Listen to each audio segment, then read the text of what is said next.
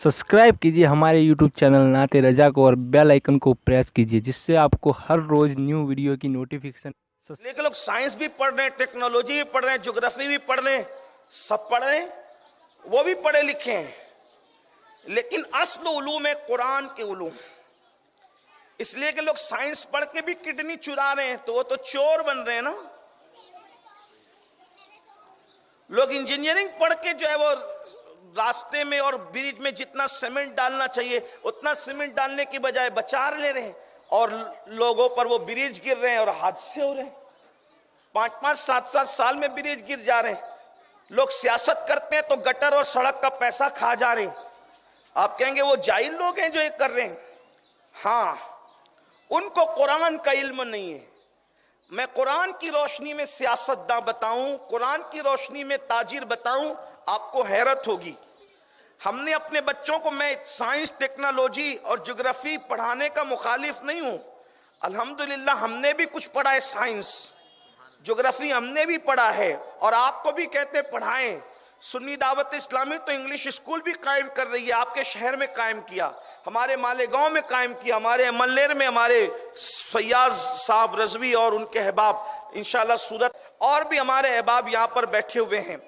हम दुनियावी उलूम के मुखालिफ नहीं, लेकिन आपसे कहना ये चाहते हैं कि सब पढ़ाने से पहले, यानी सब की किताब पढ़ाने से पहले रब की किताब पढ़ाइए अपने बच्चों को, और वो भी सही सही पढ़ाइए अपने बच्चों को।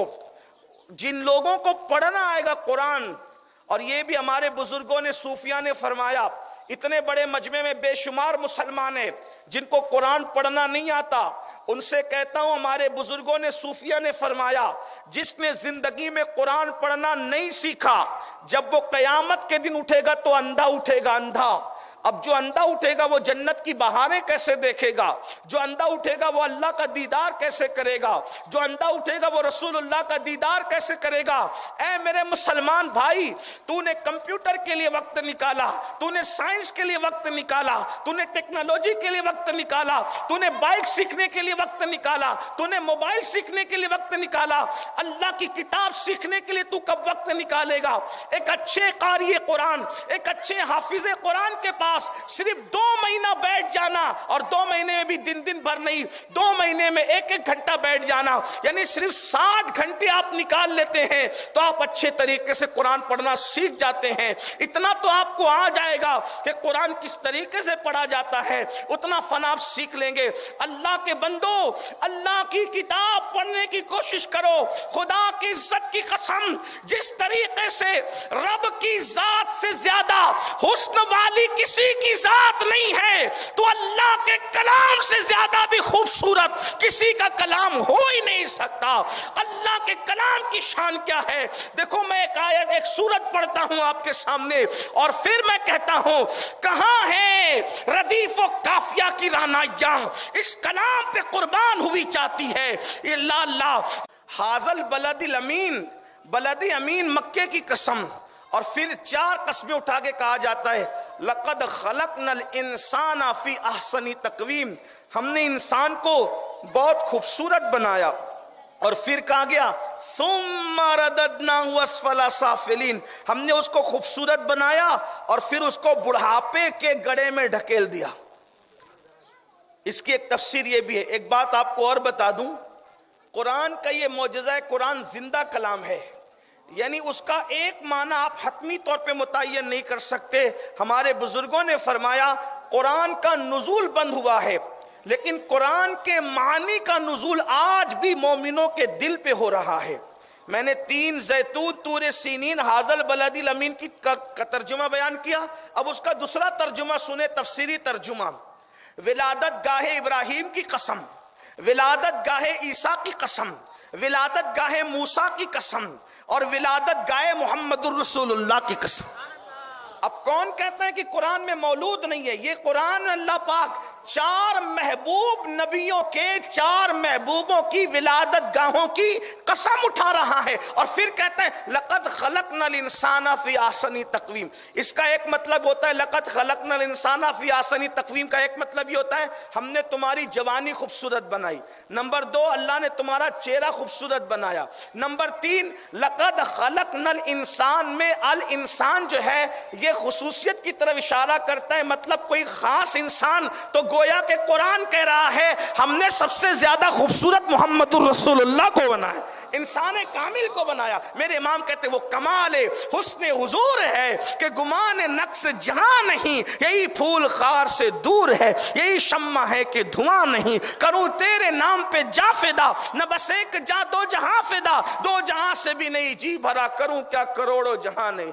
तो अगर ये तर्जुमा लिया जाए, मफहूम ये लिया जाए हमने तुम्हें जवान किया, खूबसूरत बनाया, तो फिर कहता है सुम्मा रददनाहु अस्फला साफिलीन, तो हमने फिर तुम्हें बुढ़ापे की गड़े में ढकेल दिया। अब आगे कुरान कहता है मगर, इल्ला मगर।